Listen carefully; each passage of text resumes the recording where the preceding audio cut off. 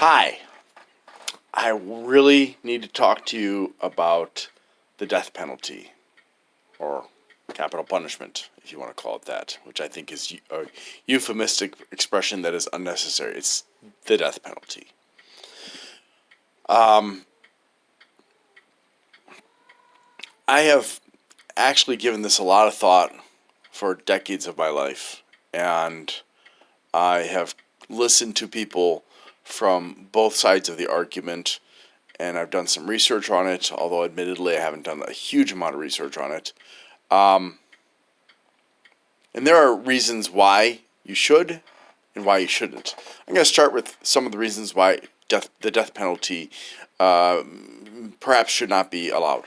And I think one of the biggest arguments that people put forward is that there are people that have been put on death row who were innocent, who were framed by the police, who were framed by the judge, who were framed by rich people, who were framed by other people, criminals and whatnot, and they ended up on death row. And that's tragic. But that doesn't actually have to do with the death penalty. That has to do with abuse and manipulation of the justice system. So it's a separate issue that's being used to justify not having the death penalty. And I certainly feel bad for any family or that loses somebody because of that abuse. But that does not mean that that abuse is limited to the death penalty. It is across the board. There's abuse in every aspect of the justice system, but even by people you wouldn't expect. There are witnesses who are paid to be witnesses. There are witnesses who are professional witnesses. There are police who take advantage of the system. There are lawyers. It doesn't matter whether the death penalty exists or not. This situation will continue as long as humans exist. So it's kind of false logic to tie those two together. The second, probably really common thing is that every human has the right to life. Okay, so I understand that perspective, and I would believe that most of the people that would say that are people who would also be anti-abortion, pro-life. Although I have met people who are anti-abortion, but they're okay with the death penalty, and they're okay with war, which to me is hypocrisy. Why is an unborn baby's life more important than an adult's life, or an adolescent's life? It isn't. So, to me, the issue of every person deserves life or has a right to life is true until that person's behavior demonstrates that they are a significant enough threat that they do not deserve or have the right to life anymore. There are a lot of people who take lives out there, and it's a one-time thing, and they're never going to do it again. Do they deserve to be punished? Potentially. It's not black and white. I mean, self-defense cases and cases where it's a killing because you've like there was a case I heard about where a woman she set her husband on fire to kill him because she caught him raping their daughter. I don't think she should get the death penalty for that. In fact, I think, if anything, she was probably not even in her right mind when she did what she did because her maternal instincts kicked in. And he deserved it. He deserved it. He did not deserve, well, I can't say that he didn't deserve to live, but I gotta be careful here. He was a sick individual who was hurting his own child. Let's just put it that way. She deserved punishment for what she did, but you have to look at the situation. And there are people I know who will say, nope, it doesn't matter. I don't care what the situation was. Well, if you don't want to look at context, then you shouldn't be making decisions, because context is king. Context determines a lot. And if you are unwilling to consider context, well, laws will be greatly simplified, because everybody, no matter what their situation, no matter whether it was accidental or deliberate, or they were inebriated or whatever, they will get the same punishment. So a psychopath will get the same punishment as a person who was hopped up on drugs, will get the same punishment as a person who was acting in self-defense, and will get the same punishment as a person who is protecting their children or their loved one. And that, to me, shows a great deal of disrespect for human life, more so than ending somebody's life because of their egregious disrespect for other people's lives.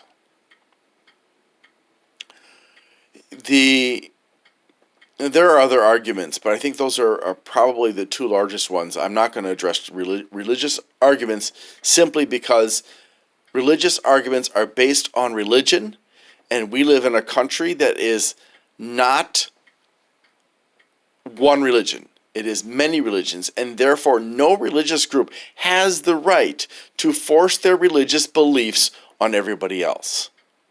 That is simply not acceptable in a secular nation.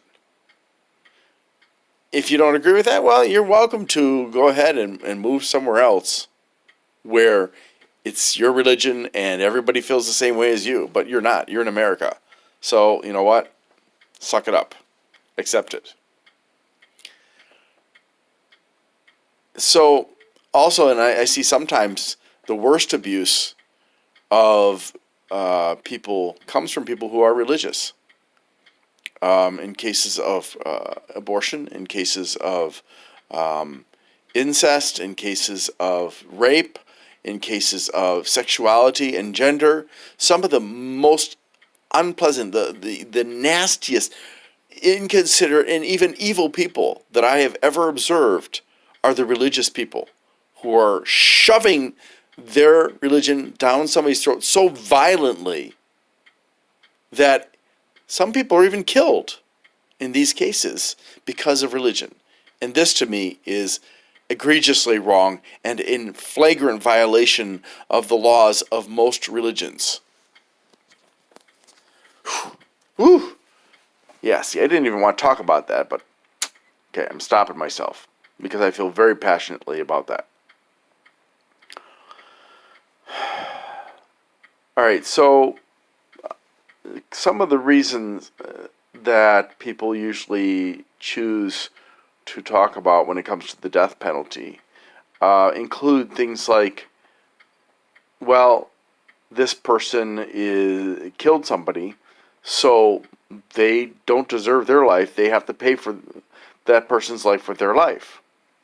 I don't believe that is a sensible argument. In fact, there's no logic to it. That's just the old eye for an eye crap. And I don't agree with it. There's always context, extenuating circumstances, mitigating circumstances, whatever. And to say that anybody who kills automatically deserves to be killed is just, to me, stupid. It's just a very black and white view of things from the opposite side of the spectrum. And I don't believe in dichotomies, because dichotomies don't exist except for in theory. There is always a gray area. So, let's see, what is another argument that pro-death penalty people say? The punishment should fit the crime. And I think that's really related to what I was just talking about.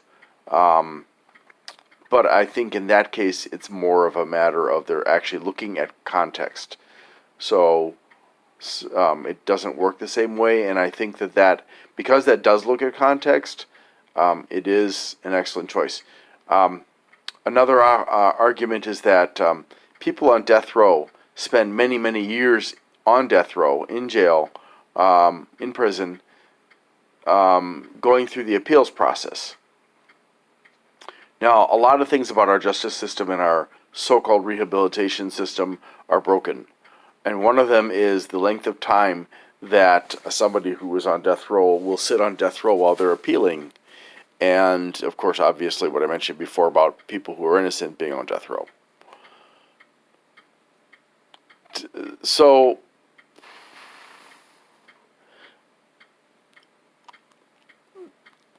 yeah, I guess this particular aspect of things, I personally think it should be that there is a system that, I don't know, maybe is more efficient about handling the appeals, and is run by people who have been trained to be unbiased and to look at all the facts and try to determine if, in fact, the court made a mistake or the jury made a mistake. And,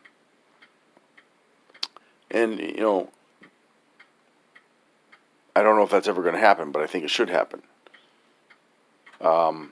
Because people who are on death row and are innocent or not guilty of at least the thing that got them the death sentence, they should be freed or remanded to a life sentence or whatever, an appropriate sentence, as quickly as possible.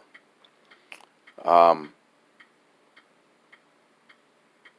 so when I look at the death penalty, I take into consideration context, as I have already explained, but I am also looking at something that a lot of people don't think about and may not be aware of more than marginally, and that is psychology. I've studied psychology some. I'm not a doctor of psychology or anything like that. I don't have a degree, but I have spent a fair amount of time learning about psychology, even studying a little bit about psychopaths and stuff like that. And if you've noticed, I have a video about psychopaths, actually more than one, and I don't claim to be an expert on psychopaths. I don't want to be that presumptuous. But here's the thing. There are certain people, including psychopaths, who cannot be rehabilitated. They will do everything in their power to get out of jail. And that includes acting like they're reformed. There was a serial killer in Europe, and he got into kind of like, I guess you could say, the artistic side of things and writing and all that. And he managed to convince a lot of wealthy people in the country he was in that he had been reformed and he was no longer going to kill people. And they put a lot of pressure politically on the system and got him set free. He then proceeded to kill even more people. Then he flew to the United States where he killed more people, and he went back to Europe and he killed more people before he was finally caught.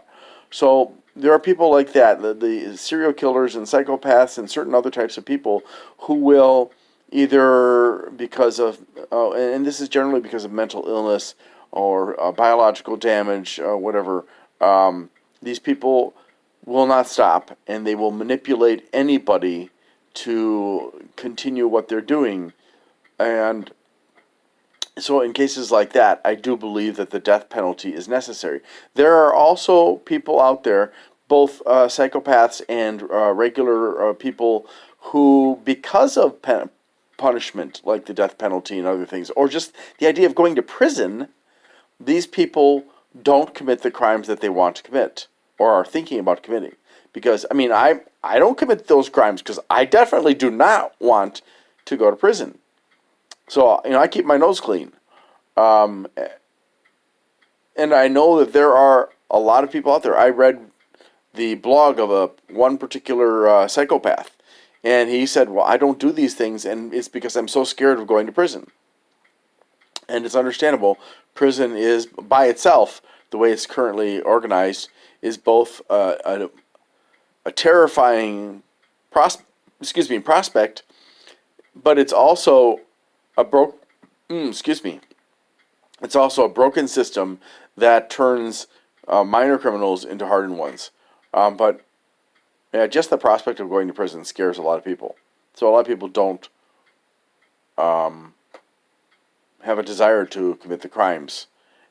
The people that are most likely to commit crimes that deserve the death penalty are, at least, more than once, these people are the kinds of people that either are very, very hardened criminals who have basically, in essence, when it comes to human life, have become psychopathic, but may not actually be psychopathic because, for example, they're doing it as part of their job as a criminal. But they may have a great deal of respect for human life in other situations. Whereas a psychopath does not have respect for human life. It does not have, they do not have remorse for having taken a life. And they will, but if they understand what's going on, they will often lie and say, "Yeah, I'm really sorry." Look, if people in Hollywood can trick you into believing what they're acting, so can people who are criminals. So ultimately, because of the presence of people who cannot be reformed, either because it's physically impossible for their brain to alter itself because of severe biological damage, or because they are absolutely unwilling because they believe themselves to be superior. These are the people who are violent, who are rapists and serial killers, and just they have no remorse whatsoever about whatever it is that they do. These are the people that we need to have the death penalty for, because they're not going to stop. They're going to continue to kill people until such time as they are either too old to do so, or they die, or they are caught. And then, again, there are the people who are so scared of the death penalty that the mere mention of it makes them not want to do the crimes they're considering. I know that you probably don't agree with me. I welcome your comments as long as you're going to be civil. If you start insulting me, I will report you. But I would love to hear your thoughts on the death penalty. So please write some comments below. Thank you very much, and have a great day.